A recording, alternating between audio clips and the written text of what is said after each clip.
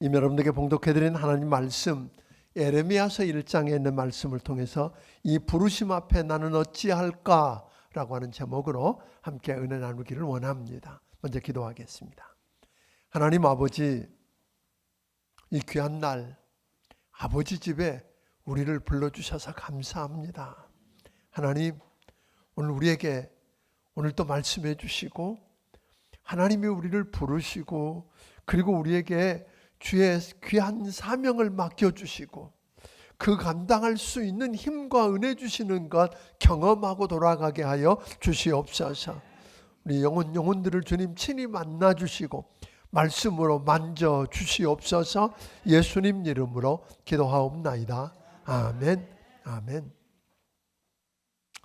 오늘부터 성경 66권 가운데 장수로는 52장밖에 안 되지만 시편 다음으로 두꺼운 책, 히브리 단어로 계산하면 21,673단어로 구성되어 있는 예레미야서 성경 대탐험을 시작합니다. 하나님께서 높이신다라고 하는 의미를 가진 이 예레미야 선지자는 어떤 경위를 통해서 소명과 사명을 하나님께로부터 받았는지, 또 그가 사역했던 시대와 대상을 뭐라고 밝히고 있는지를 오늘 예레미야서 1장을 통해서 우리가 다루면서 성경 대탐험 여정을 시작해 보려고 합니다. 오늘 1장은 예레미야 선지자가 어떤 역사적인 정황, 정치, 문화적인 상황 속에서 누구에게 왜 이 메시지를 전하고 있는지 정보를 제공해 줌으로써 예레미야서 전체를 해석하는 데에 일종의 실마리 역할을 한다 하고 이야기할 수 있습니다. 1장 내용은 예레미야 선지자의 소명과 사명을 다루고 있습니다. 하나님께서 베냐민 지파 땅 중에 소위 레위 지파 제사장들에게 내어준 땅 아나돗이라고 하는 곳에 사는 hil기야 제사장의 아들 예레미야를 선지자로 부르시고 그에게 사명을 주셨다고 이야기합니다. 1절을 같이 읽어보겠습니다. 시작. 베냐민 땅 아나돗의 제사장들 중 hil기야의 아들 예레미야의 말이라.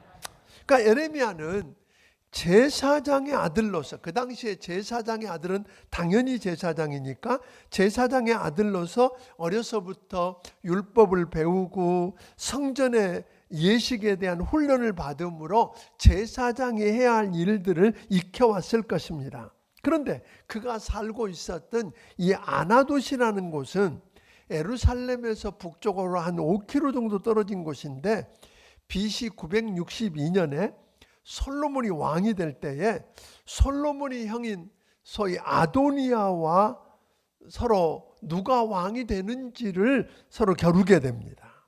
이때에 소위 솔로몬의 형인 아도니아를 왕으로 세워야 한다고 지지했던 아비아달 그 대제사장은 사실 그 아버지 다윗과 함께 사역을 했던 제사장이니까 간신히 목숨은 부지하고 추방당해서 묻혀 살고 있었던 땅이 어디에? 아나돗입니다.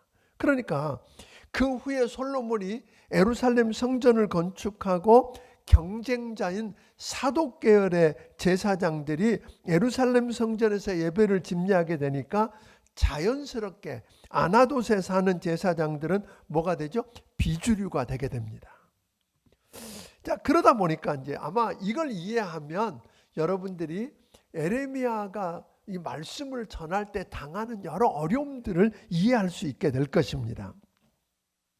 하나님께서 예레미야를 선지자로 부르셨을 때가 유다 땅에 우상 숭배의 아주 극치를 보여주었던 할아버지 므낫세와 아버지 아몬 왕 때를 이어서 요시야가 왕이 된 지 13년째 되던 해, 그러니까 BC 이때가 627년이 되는데 이게 어떤 의미냐면 요시야가 8살에 왕이 되거든요. 그래서 그가 13년이 되었던 해랍니다. 그러니까 이제 막 하나님을 사랑하는 마음이 일어나서 우상을 숭배하던 그 산당들을 허물기 시작할 때쯤 됩니다. 그 5년쯤 되면 소위 왕이 된 지 18년이 되게 되면 그가 성전을 수리하다가 성전 안에서 율법을 발견하고 그 율법에 기록된 대로 율법에 기록되기를 이렇게 살면 우상을 숭배하고 이렇게 살면 성경에 기록된 모든 재앙이 임한다는 말씀을 듣고 철저하게 오늘 그 개혁을 하기 시작하는 그런 것을 우리가 보게 됩니다. 그래서 이 요시야 왕은 기울어져 가던 유대 나라를 다시 일으킬 수 있는 희망과 같은 희망의 불꽃 같은 사람이었습니다. 그래서 그 사람은 많은 사람들에게 선한 왕으로 일컬어졌었는데 BC 609년이 되면 요시야 왕이 된 지 31년 되던 해에 이제 막 일어나고 있는 바벨론에 의해서 오늘 어려움을 겪고 있는 아수르를 돕겠다고 아수르 제국을 돕겠다고 갈그메스로 가고 있었던 애굽 왕 느보를 막다가 BC 609년에 무깃도에서 느보에 의해서 죽임을 당합니다. 사실 오늘 자세한 이 역사적인 정황들은 오늘 오후에 다룰 텐데요. 왜냐하면 오늘 뭐 연대를 이야기하고 하는 게 도대체 뭐 이런 거야.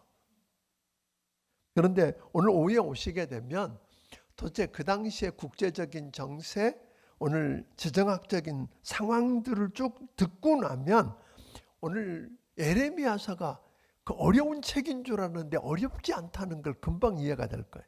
에레미야서를 읽게 되면 이해가 되게 될 것입니다. 어떻든 간에 오늘 요시야가 죽음으로 그 아들 둘째 아들이었던 여호아스가 왕이 되어서 3개월 동안 통치하다가 갈기미스 전투에서 패배한 애굽 왕 느보가 돌아가는 길에 예루살렘에 들려서 툭 칩니다.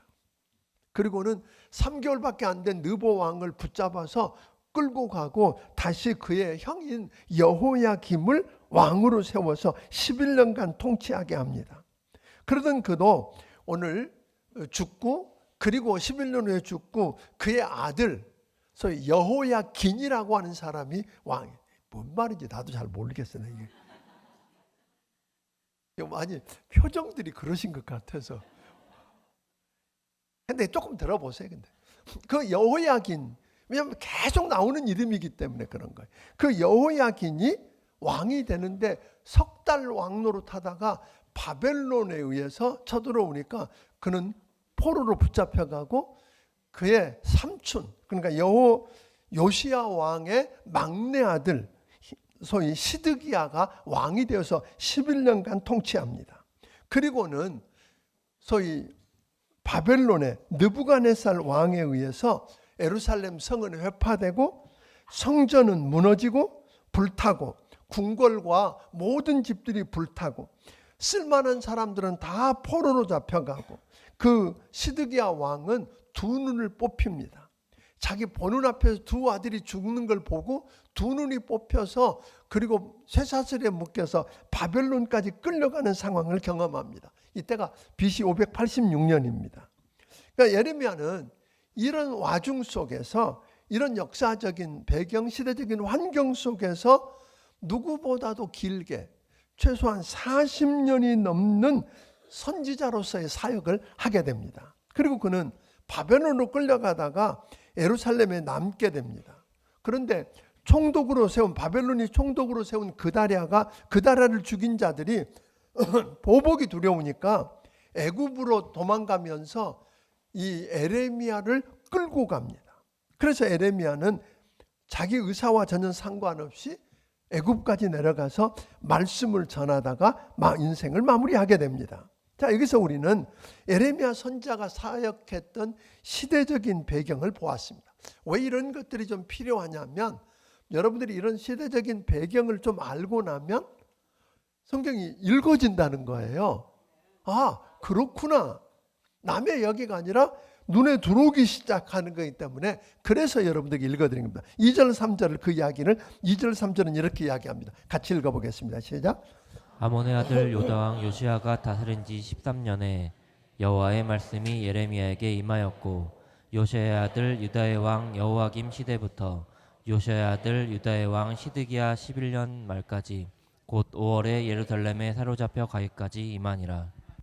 그러니까 예레미야가 선지자로 사역했던 시대적인 배경을 설명한 후에 어떻게 하나님이 그를 부르셨고 그에게 사명을 맡겼는지 배경을 4절 5절은 이렇게 설명합니다. 같이 읽어보겠습니다. 시작. 여호와의 말씀이 내게 임하니라 이르시되 내가 너를 모태에 짓기 전에 너를 알았고 내가 배에서 나오기 전에 너를 성별하였고 너를 여러 나라의 선지자로 세웠노라 하시기로. 네, 하나님께서 내가 너를 복중에 짓기 전에 내가 너를 알았고 내가 태에서 나오기 전에 너를 구별했고 너를 열방의 선지자로 내가 세웠다 하고 하나님이 이야기합니다. 선지자라고 하는 것은 소위 자원한다고 하고 싶다고 되고 싶다고 되는 게 아니라는 이야기입니다. 하나님의 부르심이 있어야 합니다. 이 이야기를 사도 바울도 갈라디아서 1장 1절을 통해서 이렇게 설명합니다. 같이 읽어보겠습니다. 시작. 사람들에게서 난 것이 아니요 사람으로 말미암은 것도 아니요 오직 예수 그리스도와 그를 죽인 자 가운데서 살리신 하나님 아버지로 말미암아 사도된 바울은. 그러나 사도 바울도 사람들이 하라고 해서 된 것도 아니고 사람 때문에 된 것도 아니고 내가 원해서 된 것도 아니고 누가요? 우리 주님께서 나를 부르셔서 이 일을 하게 했다 하는 거거든요. 그러니까 주의 일을 한다고 하는 주의 종들에게 있어서 소명은 너무나 중요한 것입니다. 그래야만, 그러니까 예를 들면 그런 거죠. 하나님이 나를 부르셔서 이 일을 내게 맡기셨다 하는 확신. 그러니까 내가 하는 일은 누구예요? 하나님의 일이다 라고 하는 확신이 없으면 고난을 당하고 그 일을 하다가 고난을 당하고 시련과 역경을 당하면 그만 무너지고 말더라는 거예요. 그런데 내가 하나님이 나를 불러서 오늘 이 일을 내게 맡기셨고 그래서 내가 하나님의 일을 한다고 하는 확신이 있으면 웬만한 문제가 오고 역경이 오고 환난이 와도 견딜 수 있다는 거예요. 그런데 이제 중요한 것은 이 이야기가 요즘으로 말하면 목사나 선교사에게 해당되는 말이냐는 거예요. 아니라는 거예요. 우리 모두는 내가 하는 이 일, 그 일이 작든 커든, 여러분 많은 사람들이 이원론으로 바꿨거든요. 교회 안에서 예배드릴 때 하는 일은 거룩한 일이고 세상에서 하는 일은 속된 일이고, 아니요. 여러분들이 어디에서 무엇을 하든지 하나님이 나를 부르셔서 오늘 여기서 이 일을 하도록 하셨다. 이 일은 하나님이 하라고 맡기신 하나님의 일이다 라고 하는 확신이 없으면 여러분 일할 때 감격이 없는 것입니다. 아멘? 그러니까 전도하러 나가는 것만이 아니라 여러분들이 집에서 설거지하는 것도, 아이를 키우는 것도, 직장에서 일하는 것도, 공장에서 기름때를 묻히고 일하는 그것도 하나님이 나를 불러서 이 일을 맡기셨다. 그래서 하나님의 일이라고 하는 확신이 있어야 될 줄로 믿습니다. 본래 선지자의 사역이라고 하는 건 쉽지 않았습니다. 여러분이 성경에 보면 제사장, 선지자 말이 많이 나오는데 제사장이라고 하는 말은 사람을 위해서 사람의 뜻을 사람을 대신해서 하나님께 나아가서 해결하는 사람이에요. 그게 제사장이거든요. 그러니까 세상 사람들의 죄 문제, 그 문제를 끌어안고 하나님께 나가서 용서를 경험하고 축복을 받아오는 사람이 제사장이었다면, 선지자는 하나님을 위해서 하나님의 뜻을 하나님을 대신해서 사람들에게 뭐하는 사람? 전해주는 사람이 누구다? 선지자다. 그러니까 선지자, 유명한 선지자가 나오는 그 시대는 어떤 시대일까요? 평화로운 시대가 아니야. 패역한 시대예요. 그러니까 패역한 시대, 그대로 계속 가면 하나님 앞에 심판받고 망한다고, 하나님의 징벌이 가까웠다고, 그러니까 살고 싶으면 지금 하나님께로 돌아오라고 호소하는 사람들이 뭐예요? 선지자인데, 그 선지자, 저들은 그 이야기를 할 때 사람들이 듣고 싶어하는 이야기를 하는 게 아니라 무슨 이야기를 해야 돼요? 그 시에 들어야 할 소리를 해야 된다는 거예요. 그러니까 솔직히 요즘 저 같은 목사들이 유혹이 그런 거잖아요. 어떻게 설교를 재미있게 해서 사람들에게 인기를 얻을까? 이렇게 하고 싶은 유혹이 있을까요? 없을까요? 있어요. 재미있게 밖에 있는 이야기 끌어다가 하고 싶은 유혹이 있단 말이에요. 저한테도. 듣고 싶은 이야기가 아니라 하나님의 말씀을, 하나님이 나를 불러서 목사가 되어서 이 시대에 말씀을 전하라고 한 건 뭐예요? 내 이야기가 아니라 하나님의 말씀을 전하라고 한 줄로 저는 믿습니다. 그러니까 듣고 싶은 이야기가 아니라 이 시대가 들어야 할 말씀을 전해야 된다는 거예요. 그 당시에 형제국이었던 북이스라엘은 저들이 하나님을 떠나서 우상을 숭배하면서 살기 때문에 경고를 받았어요. 끊임없이 선 엘리야도 보내고 엘리사도 보내고 오늘 호세아도 보내고 이런 선자들을 보내서 그들에게 경고했는데 저들은 듣지 않았어요. 오히려 그냥 듣기 싫으니까 그 말하는 사람들을 없애버리려고 한 거예요. 그렇게 하고 있던 그들이 완전히 하나님 말씀한 대로 100년 전에, 그러니까 BC 722년에 저들은 멸망을 받았고, 그리고 나라만 멸망받은 게 아니라 그들 가운데 많은 사람들이 포로로 잡혀갔고, 그리고 거기 다른 나라에 있는 사람들을 그 안에다 심어서 섞어버린 거예요. 민족의 정체성을 없애버리도록 만드는 비극을 경험한 걸 저들은 보았어요. 그러니까 에레미야의 사명은 뭘까요? 너희도 회개하고 돌이키지 않으면, 너희도 회개하고 하나님께로 돌아오지 않으면 저렇게 망한다. 그러니까 에레미야가 전해야 될 사명은 평안이 아니라 뭘까요? 재앙과 심판을 전해야 되는 거예요. 그러니까 이 일이 너무 막중하고 기분 좋을 일이 없어요. 사람들이 듣고 싶어하는 소리를 해야 대접도 받고 인기도 있는 거지. 오늘 그런 이야기를 전하니까 얼마나 어려울지를 에레미야는 빤히 알았어요. 그래서 하는 말이 6절입니다. 같이 읽어봅니다. 시작. 내가 이르되 슬프도소이다. 주 여호와여 보소서. 나는 아이라 말할 줄을 알지 못하나이다 하니. 하나님, 나는 너무 어려요. 나는 저 엄청난 일을 감당할 만한 자격이 없어요. 할 수 없어요 하고 회피하고 지금 뭐하고 있어요? 도망가겠다고 나서는 거잖아요. 그때 하나님께서 그 에레미야에게 그 이야기를 듣자 뭐라고 대답하십니까? 7절을 읽어보겠습니다. 시작. 여호와께서 내게 이르시되 너는 아이라 말하지 말고 내가 너를 누구에게 보내든지 너는 가며 내가 내게 무엇을 명령하든지 너는 말할지니라. 하나님께서 에레미야를 부르신 하나님이 이제 에레미야에게 뭘 사명을 맡기고 있는 장면이 7절이에요. 내가 너를 누구에게 보내든지 너는 가며 내가 내게 무엇을 명령하든지 너는 그대로 말하라. 이게 오늘 이야기거든요. 그러니까 소위 말하면 오늘 선지자라고 하는 것은 그렇게 내가 하고 싶은 이야기, 재밌는 이야기, 그런 이야기, 실없는 이야기 하는 게 중요한 게 아니라 하나님이 내게 하라고 주신 말씀을 그대로 전할 수 있느냐 없느냐가 중요한 거라는 거예요. 그래서 10절에 보니까 그 내용을 이렇게 설명합니다. 10절을 읽어보겠습니다. 시작. 보라, 내가 오늘 너를 여러 나라와 여러 왕국 위에 세워 내가 그것들을 뽑고 파괴하며 파멸하고 넘어뜨리며 건설하게 심게 하였느니라 하시니라. 그러니까 너희가 만일 하나님의 말씀을 듣고 회개하고 하나님께로 돌아오지 않으면 너희가 뽑히고 파괴되고 파멸하고 무너진다, 망한다 이 말이에요. 그것을 선포하고 회개하고 돌아오면 너희는 필연적으로 그렇게 해서 다 끝난 것 같지만 끝난 게 아니야, 그렇게 이야기하거든요. 70년 후면 너희가 다 끝난 것 같지만 다시 돌아와서 이걸 다시 건설하고 다시 심는다 하고 이야기하고 있는 거죠. 그러니까 이 사람은 단순히 재앙과 심판만을 이야기하고 있는 게 아니라 신락 같은 희망. 오늘 저들이 뭐 하기만 하면, 주께로 돌아오면. 근데 실제로 그들이 포로로 잡혀갔어요.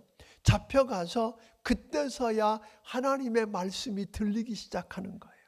그때서야 그 말씀이 들리니까 그 말씀을 붙들고 씨름하고 울며 회개하기 시작했더니 하나님이 제국을 무너뜨려서, 여러분이 이 바벨론이라고 하는 대제국이 겨우 역사가 얼마 걸린 줄 아세요? 70년이요.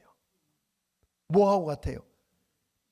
이스라엘 잡아다가 하고 돌려보내는 시간하고 같은 거예요. 거의 70년 만에 망해요. 망할 수 없는 그 대제국이 누가 하셨어요?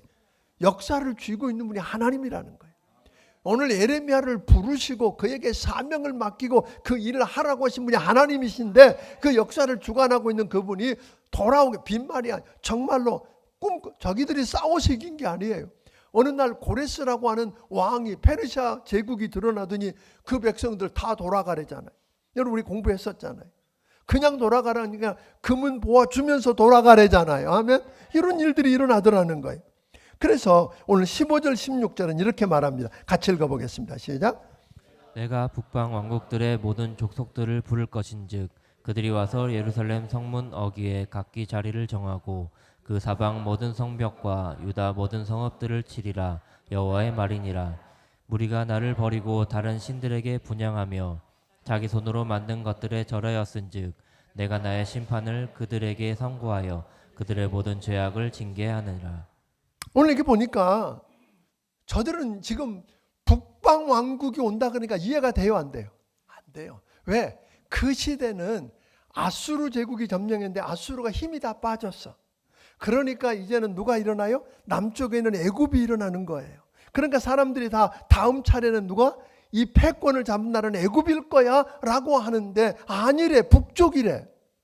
그것도 아직 아수르 제국의 속박에 눌려있는 바벨론이라고 하니까 이해가 되겠어요?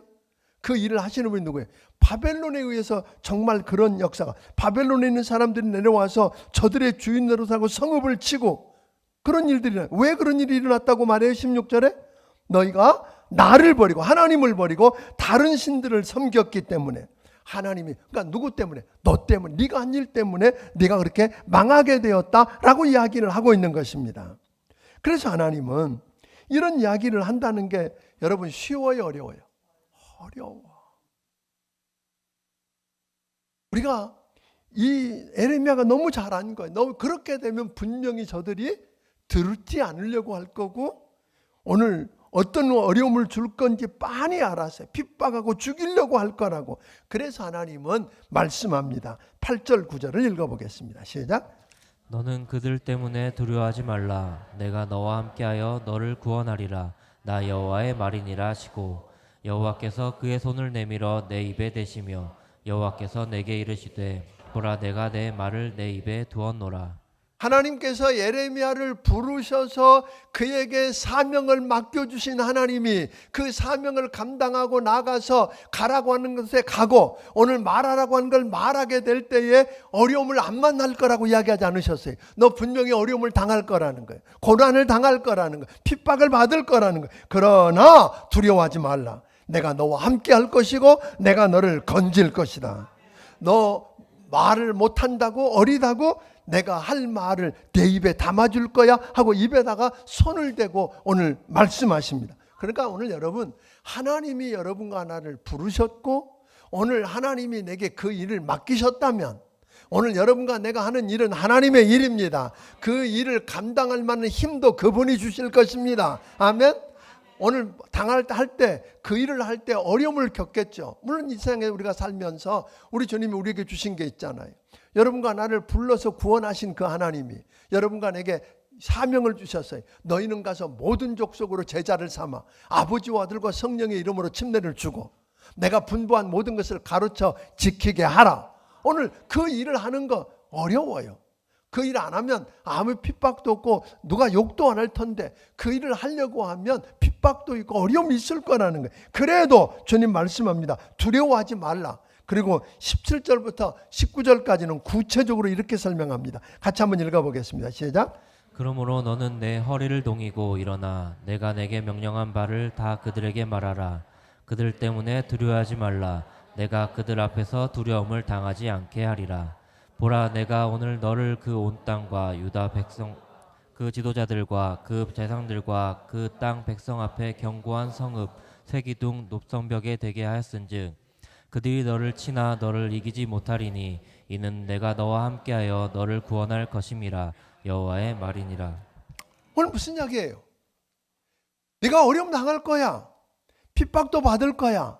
실제로 예레미야는 진흙구덩이에 빠뜨리기도 하고 감옥에 집어넣기도 하고 매를 묶기도 하고 때리기도 하고 온갖 어려움을 겪어요. 그런데 주님 말씀하시기를, 내가 분명히 우리 주님 말하기를, 오늘 그냥 가만히 있어가 아니라 허리를 동이고 일어나 가서 그것 해. 그런데 두려워하지 마라. 왜? 내가 너와 함께 할 거고 그들로부터 내가 너를 구원할 거고, 더 중요한 것은 그들에게 네가 뭐가 된다? 견고한 성읍이 되어서 아무도 너를 허물지 못할 거고, 오늘 쇠기둥이 되어서 너를 뽑으려고 하지만 뽑히지 않을 것이고, 네가 노성벽이 되어서 무너뜨리려고 하지만 깨트릴 수 없는 그런 성이 될 거야. 내가 구원해 줄 거야. 우리 하나님이 책임지시겠다고 하는 것입니다. 사랑하는 성도 여러분, 우리를 불러서 그 일을, 우리 어느 날 여러분들이 한번 생각해 보세요. 하나님이 나를 부르셨다. 만에 하나, 천에 하나 뽑으셔서 나를 부르시고 구원하신 하나님이 내게 오늘 여기서 이 일을 하라고 이 일을 맡기셨다. 여러분, 하는 일에 대한 그런 확신이 있냐는 말이에요. 아멘? 그런 확신이 좀 있었으면 좋겠어요. 그런데 예레미야처럼 내가 원하는 때 내가 원하는 말을 하고 내가 원하는 일을 할 수 있으면 얼마나 좋겠어요. 근데 하나님께서는 우리에게 뭐예요? 내가 원하는 때가 아니라 하나님이 원하시는 때, 내가 원하는 일이 아니라 하나님이 원하시는 일을 우리에게 맡기고 하라고 하신다 이 말이에요. 그러니까 우리는 어떤 생각을 하냐면 그 짐이라고 생각하고 그걸 십자가라고 이야기합니다. 너무 힘들어. 하나님은 왜 하나님 마음대로, 내 마음이 아니라 하나님 마음대로 내게 이 일을 맡기는가? 난 이 십자가다. 내게 이 십자가가 너무 무겁다. 내가 지고 가야 할 짐이라고 생각하는데 아닙니다. 여러분 한번 생각해 보세요. 여러분과 아무나 부르시지 않았어요. 여러분과 나를 부르신 그분은 천에 하나 만에 하나 여러분과 나를 뽑으셨으니까 소수고, 아멘? 소수만 누릴 수 있는 특권이고, 또 하나는 여러분과 나를 부르신 분은 창조주 하나님이 피조물인 여러분과 나를 불러서 오늘 하나님의 일을 여러분과 내게 맡겨서 여러분과 나를 통해서 하나님의 일을 하겠다고 하니까 이런 뭐예요? 특권이지요. 여러분 그런 확신이 있습니까? 나는 왜 이렇게 하나님 마음대로 나한테 이걸 맡겨서 이 십자가를 지고 이 고생을 하고 이렇게 살게 하는지 모르겠다고 이야기하는데 천만의 말씀. 아무에게 맡기지. 여러분 한 영혼을 구원하기 위해서 천사를 부르지 않고 오늘 여러분과 나를 통해서 그 영혼을 건지기를 원하시고, 이 민족 또는 여러분의 가정, 여러분의 회사, 오늘 여러분의 동네 이 민족을 살리기 위해서 천사들을 동원하지 않고 오늘 여러분과 나를 붙들고 하나님이 여러분과 나를 통해서 그 일을 이루시겠다잖아요. 아멘? 그러니까 그 확신이 우리에게 있느냐. 그러니까 내가 하나님이 나를 부르셔서 이 일을 맡기신, 이 사명을 맡기셨다면 여러분 할렐루야, 영광으로 알기를 주의 이름으로 축원합니다. 그러니까 우리를 불러서 그의 일을 맡기신 그 하나님, 그 일을 감당할 수 있는 필요한 모든 것들을 주실 것입니다. 아멘. 그리고 그 과정에서 일어난 수없는 많은 일들을 우리 주님 알고 계세요. 여러분들이 그 일을 하다가 얼마나 무안을 당하고 핍박을 당하고 모욕을 당하고 오늘 맞고 아플지 아세요. 그런데 그 과정 속에서 우리 주님이 함께 하시면서 뭐 하시겠다고? 책임져 주시겠다잖아요. 필요를 채워주시고 필요한 것들을 다 주실 것뿐만 아니라 무너뜨릴 수도 없고 깨뜨릴 수도 없고 뽑을 수도 없는, 그래서 아무도 여러분을 이기지 못하게 하시겠다고 하는 분이 우리 하나님이십니다. 아멘. 근데 더 놀라운 건 이런 이야기예요. 하나님이 이렇게 여러분과 나를 부르셔서 사명을 맡겨주시고 그 사명을 감당할 수 있는 능력도 주시고 또 어려움을 만날 때 함께 하시면서 이기게도 하시는 것으로 끝나지 않고 그 사명을 주시고 오늘 소명을, 그러니까 부르시고 사명을 주신 하나님이 11절 12절 그리고 13절 14절에 보니까 환상을 보여주세요. 자, 11절 12절 읽어보겠습니다. 시작. 여호와의 말씀이 또 내게 임하니라 이르시되 예레미야야 내가 무엇을 보느냐 하시매 내가 대답하되 내가 살구나무 가지를 보나이다. 여호와께서 내게 이르시되 내가 잘 보았다. 이는 내가 내 말을 지켜 그대로 이루려 함이라 하시니라. 이건 이해하기가 쉽지 않은 구절인데 이 원어를 보면 조금 이해가 돼요. 무슨 말이냐면 살구나무라는 말을 히브리어로 보면 쉐케드라고 그래요. 그런데 그 가지는 심판이라는 말이고, 그런데 하나님이 말하기를 내가 내 말을 지켜 그대로 이루겠다는 말은 쇼케드예요. 그러니까 이게 무슨 말이냐면 하나님께서는 모든 일, 즉 그 백성에 대한 심판을 자기 계획대로 진행해 가는 걸 내가 직접 보겠다. 그러니까 하나님은 여러분과 내게 하라고 일만 맡기는 게 아니라 그걸 눈으로 뭐예요? 남들로 다르게 볼 수 있게 해주시겠다는 거예요. 그러니까 참 놀라워요. 그 다음에 13절, 14절도 같이 보면 좀 더 이해가 될 거예요. 오늘 13절, 14절 읽어보겠습니다. 시작. 여호와의 말씀이 다시 내게 임하니라 이르시되 내가 무엇을 보느냐 대답하되 끓는 가마를 보나이다. 그 윗면이 북에서부터 기울어졌나이다 하니 여호와께서 내게 이르시되 재앙이 북방에서 일어나 이 땅의 모든 주민들에게 부어지리라. 오늘 보니까 무슨 이야기였어요? 끓는 가마가 북쪽으로부터 남쪽으로 기울어졌다. 다시 말하면 재앙이 어디로부터 온다는 거예요? 북쪽에서 온다는 거예요. 근데 아까도 이야기했던 것처럼 그 시대에 그 말이 믿어지지 않는 거예요. 말이 안 돼. 남들은 다 이제는 재앙이 어디로부터 올 거다? 이제 그 오랜 세월 동안 그 당시에 전 세계를 지배하면서 잔인하게 괴롭히던 아수르 제국이 무너지니까 힘을 잃었으니까 이제는 남쪽 애굽 때문에 어려움 당할 거다라고 보고 있었던 거예요. 그런데 하나님은 아니야. 북쪽에서 와. 그러니까 오늘 여러분과 내게 하나님은 사명만 부르시고 사명만 맡기시는 게 아니라 하나님께서 하실 일들을 미리 내다볼 수 있는, 그래서 선지자라는 말 뜻은 선견자라고도 했어요. 미리 본다 이 말이에요. 그러니까 하나님이 여러분과 내게 일을 맡기시는 것으로 끝나는 게 아니라 남들이 못 보는 걸 보고 깨달을 수 있게 하셔서 대비케 하시는 그 하나님, 단순히 이제 우리 주님이 오실 때가 가까웠다라고만 말하는 게 아니라 오늘 여러분과 내가 이 세상에 일어나는 일들을 보니까 마지막 때가 다가왔다면 마지막 때가 온 것은 하나님이 우리에게 먼저 뭐예요? 그 일들이 일어날 걸 먼저 보여주시겠다는 거잖아요. 이게 중요한 거예요. 그러니까 여러분 걱정할 게 없습니다. 하나님이 나를 불러서 누구에게 가라 그러면 뭐 하면 돼요? 가면 되는 겁니다. 누구에게 이 말을 하라고 하면 뭐예요? 그 말 그대로 전하면 되는 겁니다.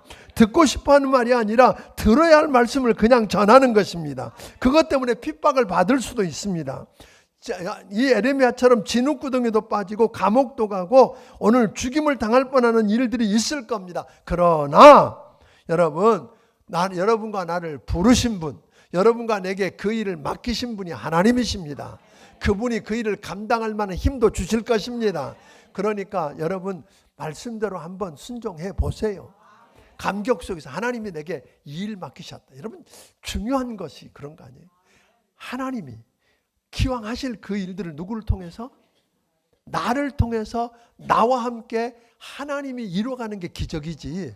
우리는 종종 이렇게 하는 거예요. 일을 벌려놓고 하나님 이거 도와주세요 해서 도와주는 기적을 요구하는데 그것보다는 어떤 기적이 낫냐면 하나님이 하시기로 한 일을 누구를 통해서?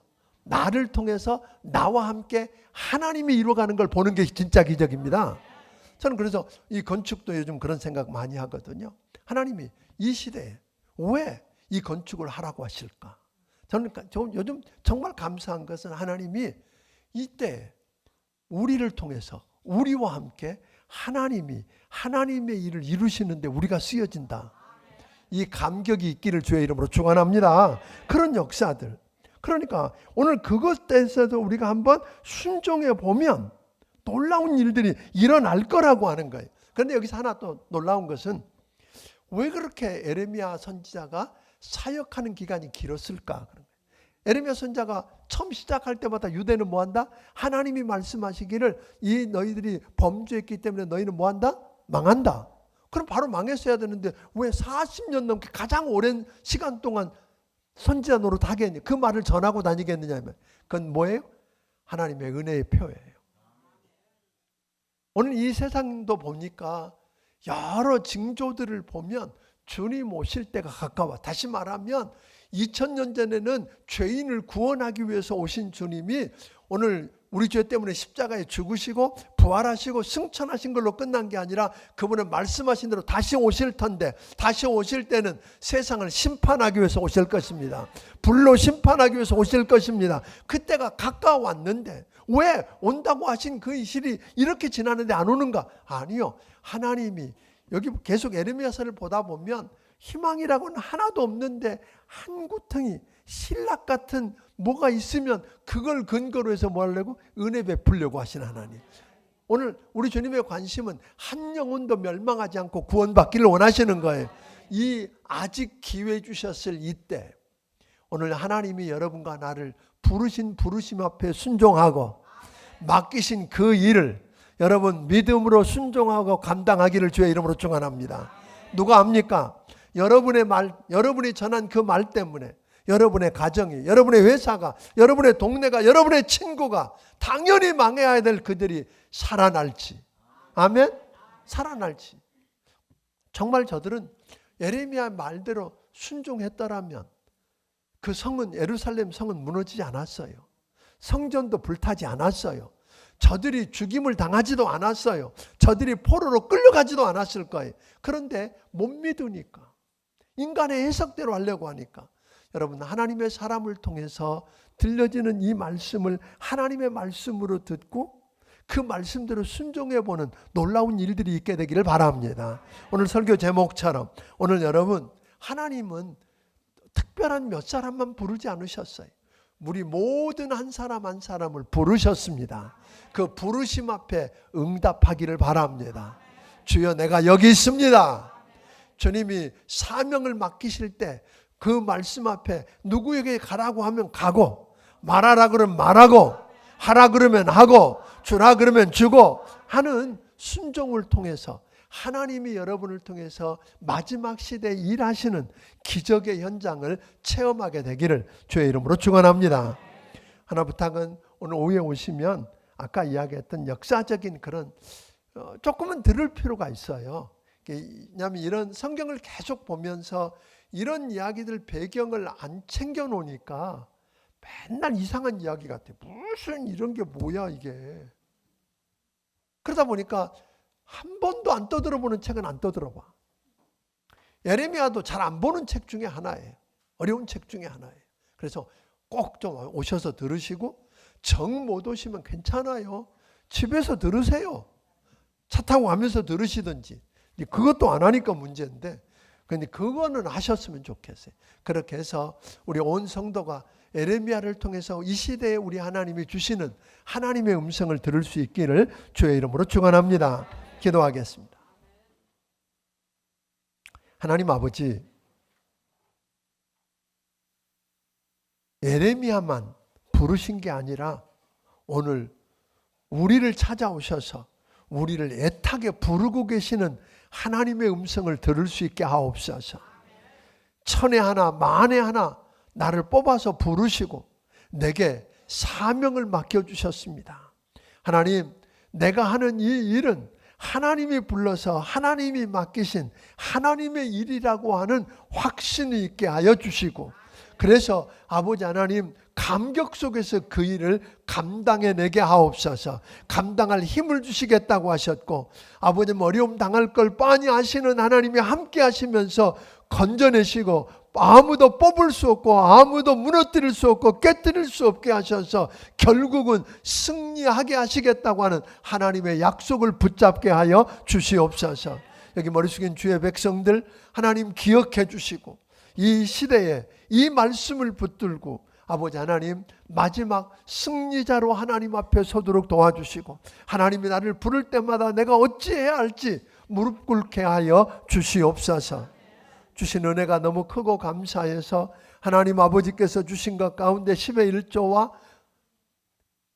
감사 예물과 선견금과 주일원금과 건축을 위한 예물과 여러 가지 모양의 정성을 드립니다. 받아 주시옵소서. 하나님, 저들을 축복하여 주시옵소서. 저들을 부르시고 저들에게 그 맡기신 그 일들을 아버지 하나님 저들이 감당해서 저들 때문에 저들의 가정이, 저들의 사업장이, 저들의 동네가, 그리고 이 교회와 이 민족이 살아나는 기적을 보게 하여 주시옵소서. 예수님 이름으로 기도하옵나이다. 아멘. 말씀을 기억하시며 찬양드리며 준비하신 예물을 하나님께 드리길 원합니다. 주님이 홀로 가신 그 길 나도 따라가오.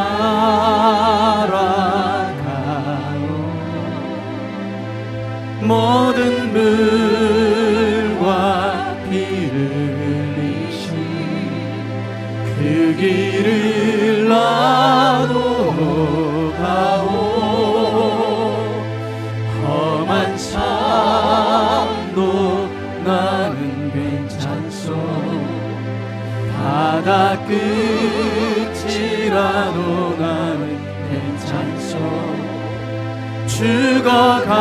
죽어가는 저들을 위해 나를 버리길 바라오.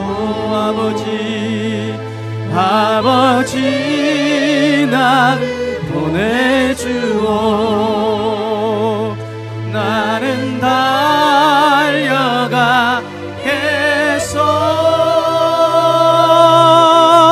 목숨도 아끼지 않겠소.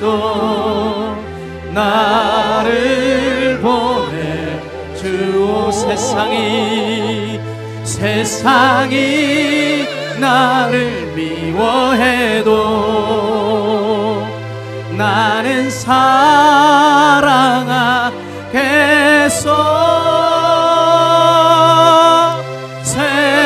세상을 구원한 십자가 나도 따라가오. 생명을 버리면서까지 나를 사랑한 당신 이 작은 나를 받아주오. 나도 사랑하오.